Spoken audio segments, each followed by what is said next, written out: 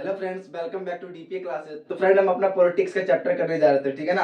हम चैप्टर कर रहे थे सत्ता के समकालीन केंद्र के बारे में, वैकल्पिक केंद्र के बारे में, ठीक है ना। तो इससे पहले भी चैप्टर स्टार्ट कर चुके थे, ठीक है ना। तो हमने जाना था किस तरीके से सत्ता का जो वैकल्पिक केंद्र होता है वो किस तरीके से आया था शीत युद्ध के अंत के बाद, ठीक है।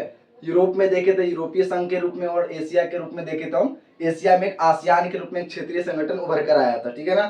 और ये दोनों का ही मेन काम क्या था कि एक ऐसा शक्ति का केंद्र हो आर्थिक और राजनीतिक रूप से, जो अमेरिका का जो प्रभुत्व है और जो उस पर अंकुश लगा सके, ठीक है ना। तो ऐसे अलग अलग देश भी क्या सत्ता के नए केंद्र के रूप में विकसित हो रहे हैं। तो हम इसके बारे में पढ़ चुके हैं, आसियान के बारे में और यूरोपीय संघ के बारे में, ठीक है ना। तो आज हम जानेंगे जो हमारा जो अगला टॉपिक है एनसीईआरटी बुक के अकॉर्डिंग, चीनी अर्थव्यवस्था का उत्थान, ठीक है ना। तो आज हम चीनी अर्थव्यवस्था के बारे में जानेंगे, ठीक है ना। ठीक है, तो ये पार्ट हमारा 3 ही रहने वाला है, ठीक है ना। सत्ता के वैकल्पिक केंद्र, सत्ता के समकालीन केंद्र भी कह सकते हैं, वैकल्पिक केंद्र भी कह सकते हैं, वैकल्पिक केंद्र, ठीक है।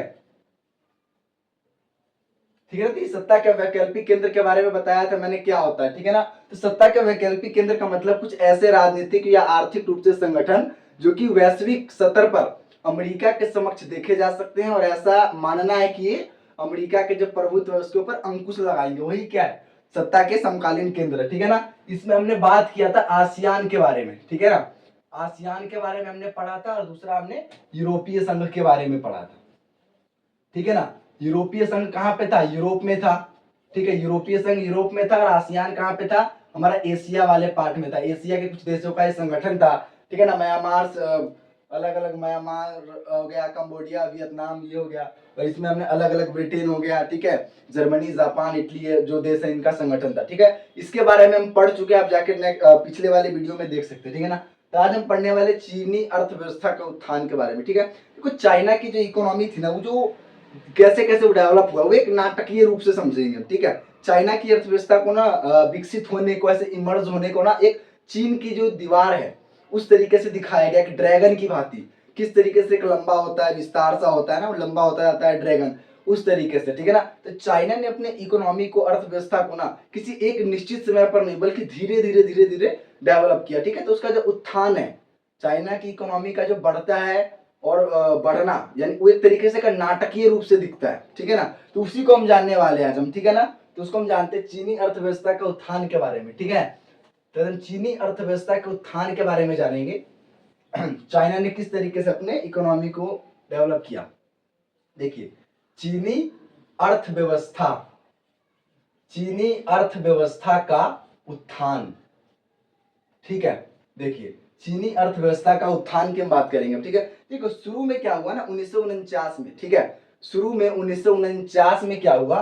1949, ठीक है। देखो 1949 में माओ के नेतृत्व में, ठीक है ना, 1949 में माओ के नेतृत्व में यहाँ पर साम्यवाद की स्थापना होती है, ठीक है। 1949 में क्या है? साम्यवाद की स्थापना, साम्यवाद की स्थापना, ठीक है ना। साम्यवादी जो क्रांति होती है वही है ये, ठीक है ना। 1949 में माओ के नेतृत्व में साम्यवाद की स्थापना होती है, और यहाँ की जो उत्पादन प्रणाली है, ठीक है ना, यहाँ की जो आर्थिक प्रणाली है, इकोनॉमी है, वो कहाँ पे? सोवियत संघ का जो समाजवाद था उसी से भी ये प्रेरित था। तो यहाँ पर भी समाजवाद की प्रणाली स्थापित की जाती है 1949 में, ठीक है ना। जब समाजवाद की क्रांति हो जाती है यहाँ पर, उसके बाद होता है कि ये समाज, अब चाइना का क्या भूखंड बड़ा है, चाइना का क्या भूखंड बड़ा है, जनसंख्या बड़ा है, संसाधन, ये इसकी क्षेत्र और इसका लोकेशन अलग अलग, तो यहाँ की जनसंख्या इतनी ज्यादा है कि जो साम्यवाद की जो व्यवस्था है यहाँ पर ना सफल नहीं हो पाई धीरे धीरे, ठीक है ना। चाइना ने समाजवाद की ये कर तो ली, साम्यवादी क्रांति के बाद ये चीनी जनवादी क्रांतिकारी स्थापना तो हो गया, लेकिन उसके बाद क्या हुआ ना, ये धीरे धीरे ये जो व्यवस्था है सोवियत संघ वाली व्यवस्था यहाँ पर सफल नहीं हो पाई, ठीक है ना। इसमें क्या हुआ, चीन का जो बहुत जनसंख्या है धीरे धीरे बढ़ता चला गया, चीन का जनसंख्या बढ़ता चला गया, और ये जो व्यवस्था है इसमें जीडीपी की अगर हम बात करें ना, तो जीडीपी 5 से 7%, ठीक है ना। जीडीपी 5 से 7% की दर से बढ़ रहा था, ठीक है ना। और जनसंख्या भी क्या है, 2 से 3% की दर से बढ़ रहा था। तो इसके अकॉर्डिंग जो यहाँ पर लाभ हो रहा था उस लाभ को घटा रहा था ये जनसंख्या, ठीक है ना। जनसंख्या घटाने का काम कर रहा था, क्योंकि जैसे जैसे जनसंख्या बढ़ रहा था संसाधन पर दबाव बढ़ते जा रहा था, अब संसाधन कम था, और जनसंख्या बढ़ता चला गया। तो इस तरीके से जो व्यवस्था है यहाँ पर कायम नहीं हो पाई, खाद्यान्न की बहुत ज्यादा संकट होने लग गई, ठीक है, जो विदेशी मुद्रा है, ठीक है ना, पैसों की कमी हो गया, तो ये व्यवस्था चल नहीं पाई। इसके बाद क्या हुआ ना, 1970 के दशक में 1970 के दशक में चाइना ने इस साम्यवाद जो क्रांति है, जो इस साम्यवाद व्यवस्था जो है, इसको धीरे धीरे छोड़ दिया और पूंजीवाद की तरफ बढ़ने लगा, ठीक है ना। तो यही है क्या कि चाइना ने अपने इकोनॉमी को जो खोला तो एक नाटकीय रूप से उसका विस्तार करने लगा इकोनॉमी, ठीक है। तो उसी के बारे में हम जानने वाले हैं, ठीक है ना, कि बताया मैंने कि ये व्यवस्था क्यों नहीं यहाँ टिक पाई, जनसंख्या बढ़ने लगा धीरे धीरे, इकोनॉमी धीरे धीरे ग्रोथ कर रहा था, जबकि पॉपुलेशन उसकी तुलना में डबल तेजी से ग्रोथ कर रहा था, इसीलिए यहाँ पर चल नहीं पाई, सारे पैसे खत्म हो गया, ठीक है, खेती व्यवस्था बेकार होने लगा, ठीक है, उद्योगों में और कृषि में जो उत्पादन तैयार होना चाहिए वो भी क्या धीरे धीरे नष्ट होने लगा, खाद्यान्नों का संकट इतना ज्यादा बढ़ गया कि वहां पे पूरी तरीके से बेरोजगारी छा गई, ठीक है ना। तो इसीलिए क्या हुआ, चाइना ने 1970 के दशक में क्या हुआ ना, धीरे धीरे पूंजीवाद की ओर बढ़ना चालू कर दिया और अपनी जो अर्थव्यवस्था उसका उत्थान बहुत ही अलग तरीके से किया, ठीक है। तो उसको हम स्टेप बाय स्टेप जानते हैं, ठीक है, स्टेप बाय स्टेप जानने की कोशिश करते हैं किस तरीके से चाइना ने अपनी इकोनॉमी का ग्रोथ किया, ठीक है। तो देखिए 1970 के दशक में चाइना ने किया, सबसे पहले देखिए 1972 में चाइना ने, पहले चाइना क्या था, समाजवाद था प्रणाली उत्पादन की, लेकिन अब 1972 में क्या हुआ ना, इसने अमेरिका से संबंध बनाए, पहले क्या अमेरिका से संबंध नहीं था और अमेरिका कैपिटलिज्म में पूंजीवाद है, तो 1972 में इसने अमेरिका से संबंध बना के ना पूंजीवाद को अपनाया, ठीक है ना, अमेरिका से संबंध, अमेरिका से संबंध, अमेरिका से इसने संबंध बनाया और जो एक तरीके से जो राजनीतिक एकांतवास था, इनके चुप हो जाना, मौन पड़ जाना, वो जो था धीरे धीरे उसने खत्म कर दिया और इसने पूंजीवाद 1972 में अमेरिका से संबंध बनाया और अपने जितने राजनीतिक रूप से जो विवाद था उसको सॉल्व किया, हटा दिया, हल कर दिया मामला, ठीक है ना। फिर उसके बाद क्या हुआ 1973 में क्या हुआ ना, यहाँ की एक प्रधानमंत्री थी चाउ एन लाई, ठीक है ना, चाउ एन लाई यहाँ की एक प्रधानमंत्री थी, चीनी प्रधानमंत्री थी चाउ एन लाई। इसने क्या किया ना, 4 क्षेत्र में, कौन कौन से, कृषि, अभी बताया मैंने कि कृषि में बहुत तगड़ा बुरा हाल हो रखा था, उद्योग, ठीक है ना, कृषि, उद्योग, विज्ञान के क्षेत्र में, ठीक है ना, विज्ञान और प्रौद्योगिकी, ठीक है ना, यानी कि टेक्नोलॉजी, ठीक है ना। चीनी एनलाउ जो थी ना, प्रधानमंत्री चीनी एनलाउ ने क्या किया कि कृषि, उद्योग, विज्ञान और प्रौद्योगिकी यानी कि 4 क्षेत्र में ना आधुनिकीकरण के प्रस्ताव रखे, मॉडर्नाइजेशन करने का सोचा, ठीक है ना। और उसी समय 1978 में वहां के नेता थे देंग स्याओपिंग, ठीक है ना, देंग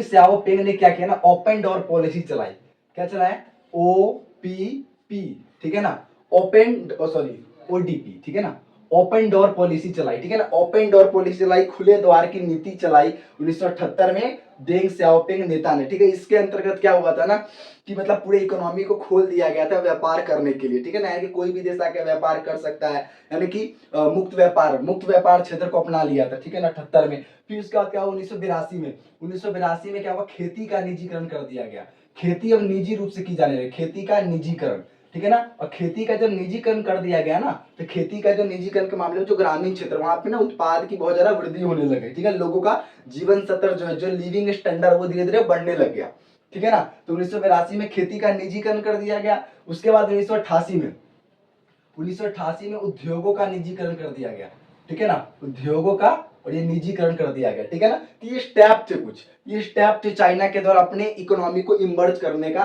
ठीक है ना, बूस्ट करने का। 72 में अमेरिका से संबंध बनाया और पूंजीवाद व्यवस्था को अपना लिया। 73 में इस तरीके के प्रस्ताव रखे, 78 में ओपन डोर पॉलिसी अपना ली, 82 में खेती, उद्योग सब धीरे धीरे निजीकरण, प्राइवेटाइजेशन करना चालू कर दिया। इसके अलावा भी क्या हुआ ना, इसके अलावा भी क्या हुआ, मैं थोड़ा सा मिटा देता हूं ऊपर से, ठीक है। और इसके अलावा भी चाइना ने अपने ना अलग अलग हिस्सों में, देश के अलग अलग हिस्सों में ना सेज की स्थापना की। किसकी स्थापना की, सेज की स्थापना की। इसके अलावा भी सेज की, ठीक है ना, इसको स्पेशल इकोनॉमिक्स जोन बोलेंगे, ठीक है ना, स्पेशल इकोनॉमिक्स जोन मतलब कि विशेष आर्थिक क्षेत्र, ठीक है ना। ये विशेष आर्थिक क्षेत्र क्या होता है ना कि देश में ऐसा इलाका होता है जहां पे वैश्विक जो इन्वेस्टर होते हैं, निवेशक होते हैं ना, उनको अट्रैक्ट करने के लिए ना कुछ छूट दी जाती है ऐसे इलाकों में।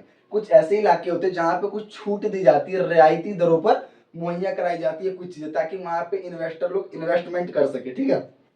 तो चाइना ने इस सहज की स्थापना करना चालू कर दिया कि ये विदेशी निवेशकों को आकर्षित कर सके और देश में, ताकि उनके इन्वेस्टमेंट हो सके, वहां पे रोजगार उत्पादन से बढ़ना चालू। इसके अलावा जो एफडीआई का मामला है, एफडीआई फॉरेन डायरेक्ट इन्वेस्टमेंट, यानी कि प्रत्यक्ष विदेशी निवेश, ठीक है ना, प्रत्यक्ष विदेशी निवेश। अब इसके मामले में भी क्या हुआ, अब चाइना बहुत आगे बढ़ गया। अब यहाँ पूरी तरीके से, यानी कि डायरेक्ट रूप से चाइना नहीं क्या करे, इन्वेस्ट करे, जो वैश्विक इन्वेस्टर जो निवेशक है, तो उसके लिए भी चाइना ने क्या अनुकूल परिस्थितियां उपलब्ध करवाना चालू कर दिया, ठीक है ना।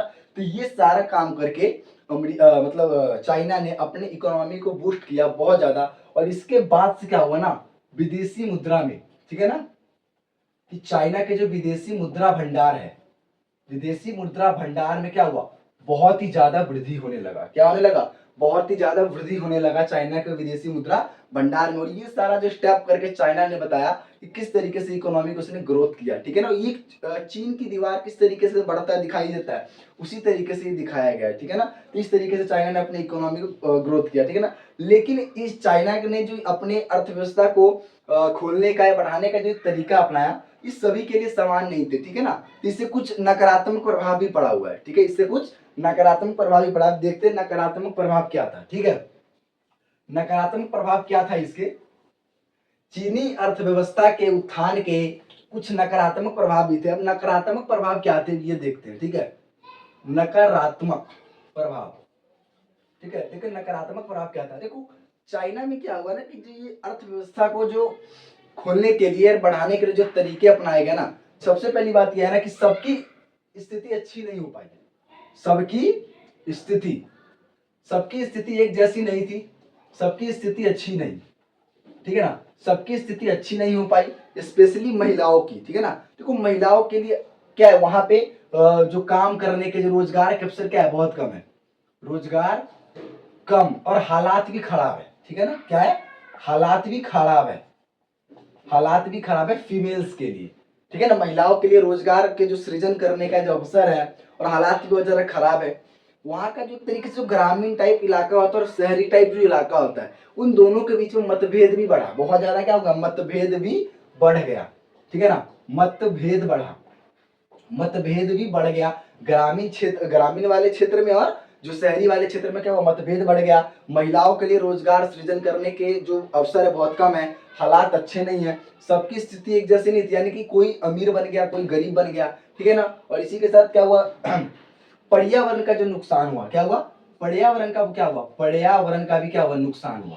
अपने आर्थिक विकास के दौरान इतनी ज्यादा आर्थिक क्रियाएं की गई कि इससे जो पर्यावरण है, पर्यावरण को क्या हुआ, नुकसान पहुंचा बहुत ज्यादा, ठीक है। तो ये कुछ नेगेटिव इम्पैक्ट थे चाइना के अपने अर्थव्यवस्था को बूस्ट करने के, जिस तरीके से उसने अपनाया था, ठीक है।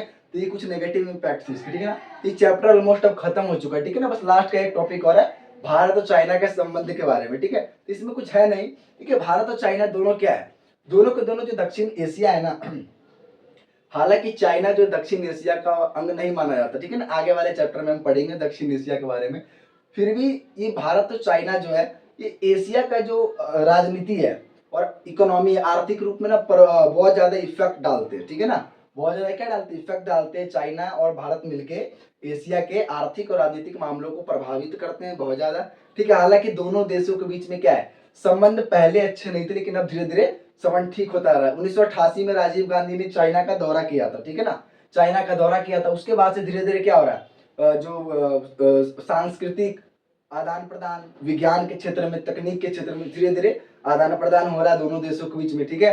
2018 में मोदी जी गए थे वहां पे चाइना का दौरा करने, ठीक है। फिर 19 में सी जिनपिंग भारत आए थे, ठीक है। तो इससे क्या दोनों देशों के बीच में विज्ञान के क्षेत्र में, तकनीक के क्षेत्र में, प्रौद्योगिकी के क्षेत्र में, ठीक है, धीरे धीरे क्या है, जो चीजें सामान्य होती जा रही है। और चाइना की बहुत सारी जो माल है या फिर जो वस्तुएं भारत में बिक रही हैं, भारत से भी कुछ चीजें जाती हैं। इससे क्या है, दोनों देशों का जो व्यापार भी बढ़ा है, ठीक है ना। और पहले क्या था, 1999 तक, 1999 से ही क्या है, 1999 से ही चाइना के साथ 30%, ठीक है ना, 30% व्यापार बढ़ रहा है धीरे धीरे, ठीक है। तो ये दोनों देशों के बीच में कुछ सामान्य से रिलेशन है जो पहले नहीं थे और अब है, ठीक है। पहले क्या था, लड़ाइयां हो गई थी कुछ ज्यादा, 1962 के चाइना वॉर में भी, 1962 के चाइना वॉर की जब लड़ाई हो गया था, जब चाइना ने अरुणाचल प्रदेश के कुछ हिस्सों पर कब्जा कर लिया था और लद्दाख के अक्साई चीन वाले इलाकों पे, ठीक है ना, तब दोनों देशों की जो स्थिति है वो थोड़ी खराब हो गई थी और इसके बाद इस स्थिति को सामान्य होने में कुछ समय लगे थे, 10-15 सालों का, ठीक है ना। लेकिन तब से क्या है, धीरे धीरे स्थिति सामान्य हो गई है, ठीक है ना। तो ये चैप्टर ऑलमोस्ट खत्म हो चुका पूरा तरीके से, ठीक है। तो नेक्स्ट वीडियो में मिलेंगे समकालीन दक्षिण एशिया के बारे में, जो हमारा चैप्टर नंबर 4 होने वाला, ठीक है ना। तब तक के लिए सब्सक्राइब कर ले डीपीए क्लासेस को, ठीक है।